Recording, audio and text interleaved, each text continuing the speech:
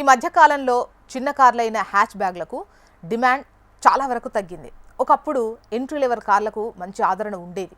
కానీ మారుతున్న వినియోగదారుల అభిరుచుల కారణంగా చిన్న కార్లను కొనేవారు మెల్లగా తగ్గిపోతున్నారు అని చెప్పొచ్చు.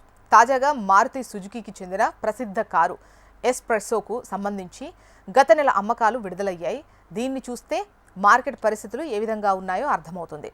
ఓ నివేదిక ప్రకారం దేశీయ అతిపెద్ద కార్ల తయారీదారైనటువంటి మారుతి సుజుకీకి చెందిన ఎస్ప్రెస్సో 2026 జూన్ నెలలో 1028 యూనిట్లు మాత్రమే అమ్ముడయ్యాయి. దేశంలోనే అత్యంత చౌకైన కారుగా నిలిచిన ఎస్ప్రెస్సో 2025 జూన్ నెలలో 1369 యూనిట్ల అమ్మకాలు నమోదు చేసింది. ఈ లెక్కన ఏడాది ప్రాతిపదిక కనుక మనం చూసినట్టయితే ఈసారి అమ్మకాలు దాదాపు 25% తగ్గింది.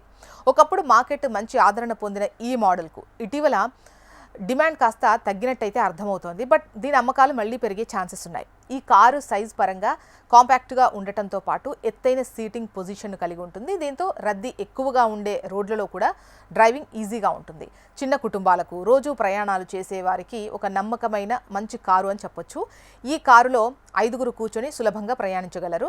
చిన్న కుటుంబాలకు ఇది సరిపోతుంది. లోపల క్యాబిన్ చాలా వరకు విశాలంగా ఉంటుంది. బయట నుంచి చూస్తే కాంపాక్ట్గా కనిపిస్తుంది.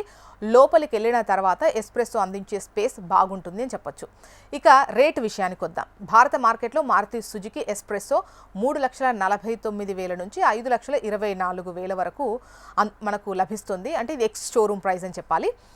ప్రత్యేకత ఏంటంటే ఈ కారును మారుతి సుజుకీ హార్టెక్ ప్లాట్ఫామ్ ఆధారంగా డెవలప్ చేసింది. బాక్సీ స్టైలింగ్తో చిన్న కారు అయినప్పటికీ ఎస్యూవీ తరహా ఎత్తైన స్టాన్సో రోడ్డుపై ఆకట్టుకునేలా కనిపిస్తుంది.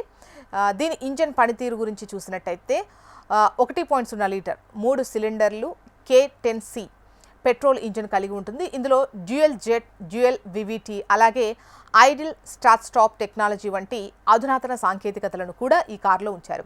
ఇక ఈ ఇంజిన్కు 5 speed manual, 5 speed AMT gear box జోడించారు.